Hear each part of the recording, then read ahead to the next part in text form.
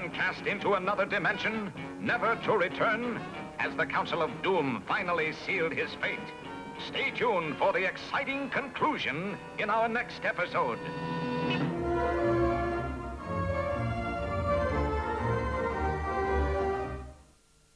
There goes Britain's first ever Mercury probe. On board, Captain Cosmic and his assistant, Doc. Nice launch, Captain Cosmic. Yes, I'll check the stocks, Doc.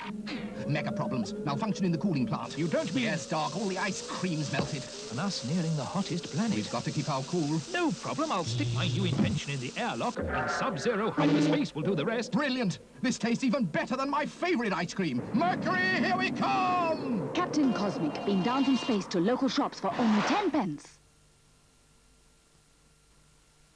New Aquafresh 3 suits all my family. My husband wants to protect his gums, and brushing with Aquafresh 3 helps fight plaque. And for Michael, most dentists agree a good fluoride toothpaste is essential. If it were possible, I'd like him to grow up with no fillings at all. Julia likes the blue gel in Aquafresh 3, which helps keep her breath fresh. New Aquafresh 3 helps protect gums, fights decay, and gives really fresh breath. All in one.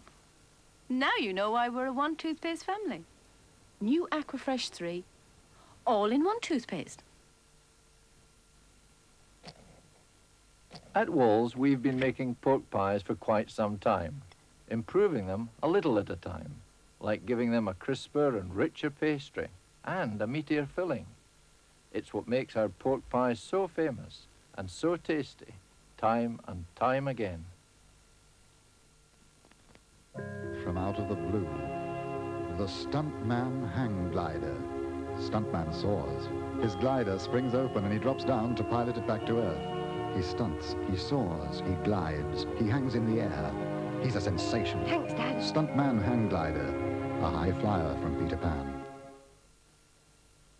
If you like fast cars, you'll love the Dukes of Hazzard Stunt Busters. Wind it up, start it slow, into second, and watch it go. Wow! Old General Lee really gives it the gun. And if that ain't lively enough for you, there's Dukes of Hazzard Speed Jumpers. It starts slow, but then it really takes off. Woohoo! I tell you, it'll crash through just about anything and come out doing a wheelie. Yee-hoo! The Dukes of Hazzard Stunt Busters and Speed Jumpers from Knickerbocker. Hello. I'm Dick, without Dodo for once, because I've come into Bristol, to the Police Dog and Horse Training Centre, and that's a place she's not allowed to come. We're going to come and see those police dogs that we saw 10 weeks ago beginning their training, to see how they've got on. So join me on Sunday on Rubber Dub Tub at 7:15. Rubber Dub Tub.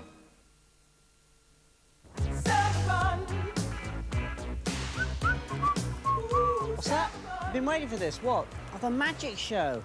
This is Richard Pearson's peer performance. Pearson's peer performance.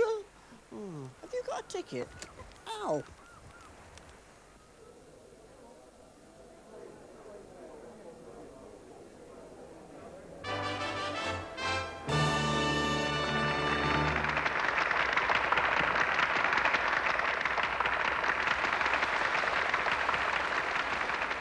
Everybody, my name's Richard. Nice to meet you. The first little bit of magic I thought I'd like to show you is the amazing cut and restored rope. When the magician finds the centre of the rope, he takes it and he cuts it right down the middle in two, like so. So he's left with two exactly equal pieces of rope.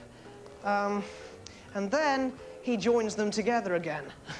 But no doubt you've already seen that one before, so I'm not going to show you that one after all. What I would like to show you is, in fact, a little secret. I'm going to let you into a secret now because a lot of people actually ask magicians why they always use handkerchiefs made of the finest silk. Well, I'll tell you, silk is made by silkworms, which means the handkerchiefs are sort of alive. Then they do the most amazing things. I'll show you exactly what I mean. You see, here's a silk handkerchief over here, and we're going to trap this one in my hand so it can't get away.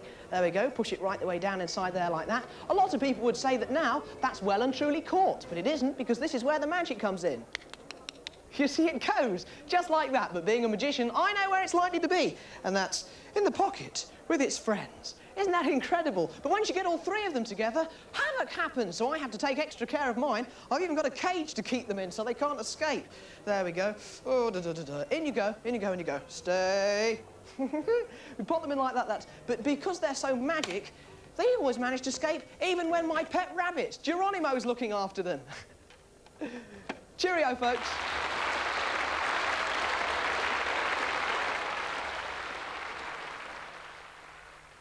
It was brilliant, wasn't it, Aylesbury? Fabulous. Where did that rabbit come from? Do you know, he even taught me a magic way of flying, like Superman. Which is pretty good, really, because it's actually time to catch up with SpaceWatch now. What's that? You can't fly? You stupid bird. It's easy, it's like this.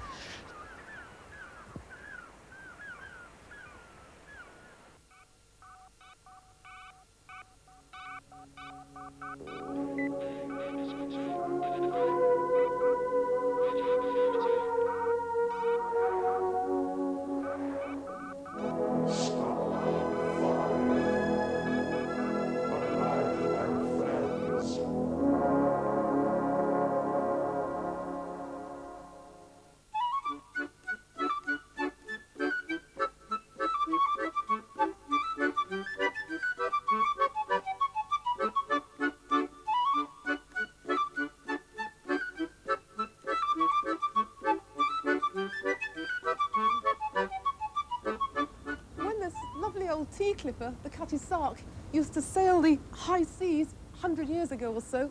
Some poor creature used to be dispatched up here into the rigging to sight land. There we are.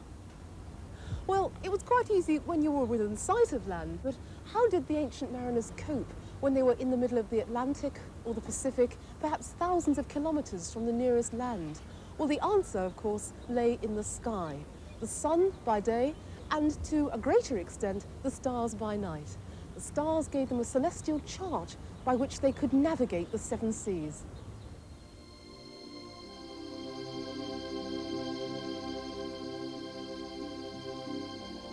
Even today, with radar and navigation by satellite, it's important that sailors know their stars.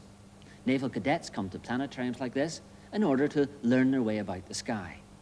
The same also applies to the men who have to pilot the space shuttle and those who had to travel to the moon. All needed to know how to navigate by the stars.